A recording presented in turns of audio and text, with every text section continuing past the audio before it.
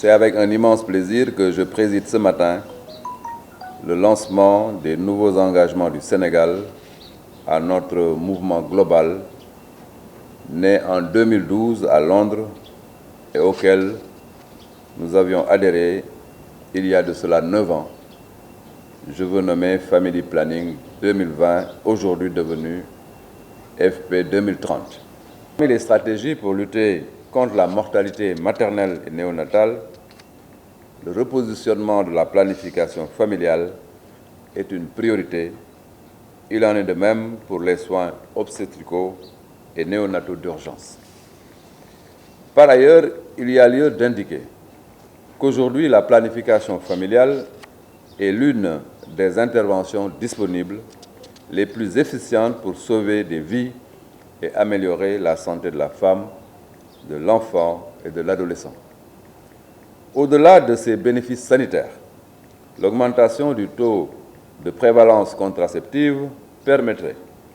une meilleure capture du dividende démographique. Conscient de tout cela,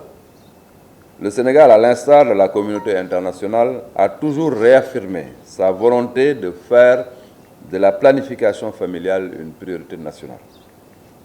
C'est dans ce cadre qu'il convient d'inscrire le premier plan d'action national pour la planification familiale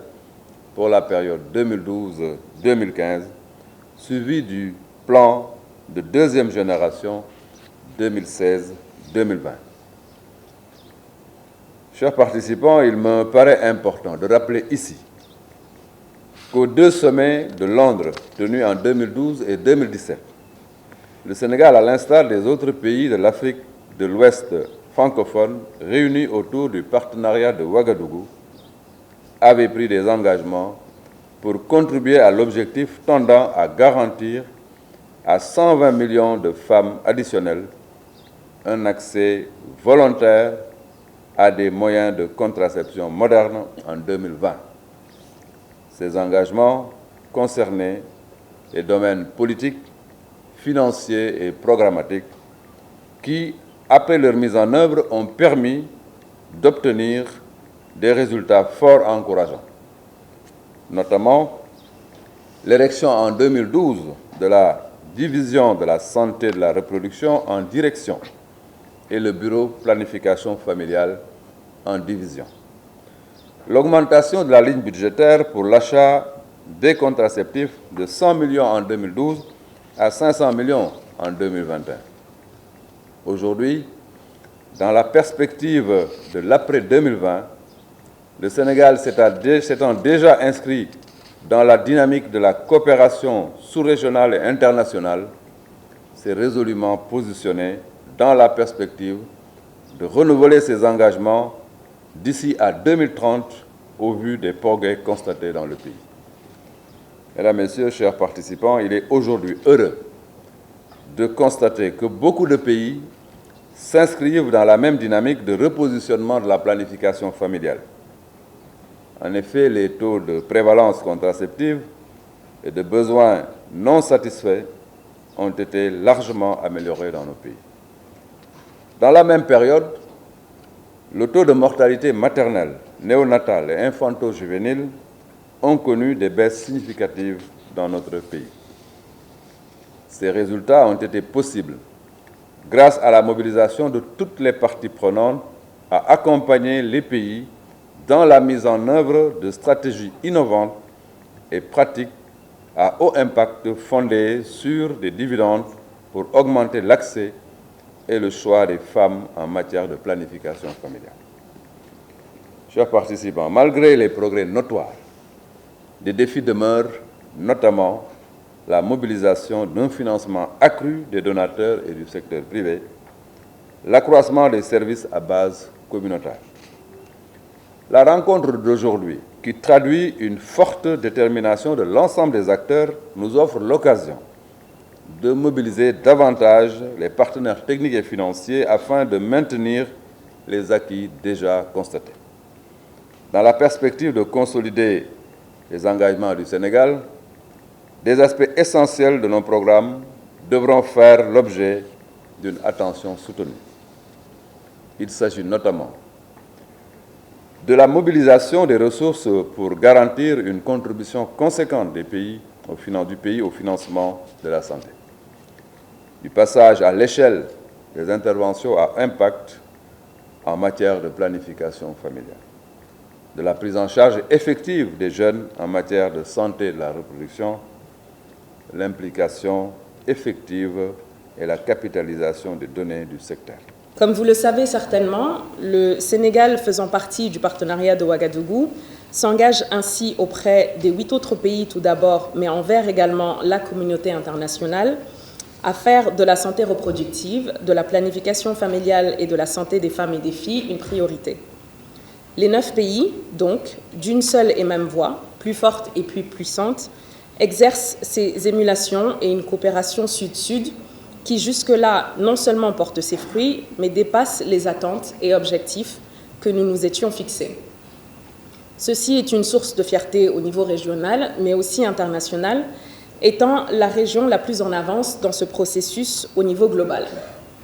C'est le lieu de remercier donc les 9 directions santé mère-enfant et offices nationaux de santé reproductive pour le travail ardu consenti afin d'améliorer nos indicateurs de santé et de développement en général, quand nous savons la part importante et cruciale que jouent les femmes dans cette émergence tant recherchée et qui ne pourra se faire sans elles.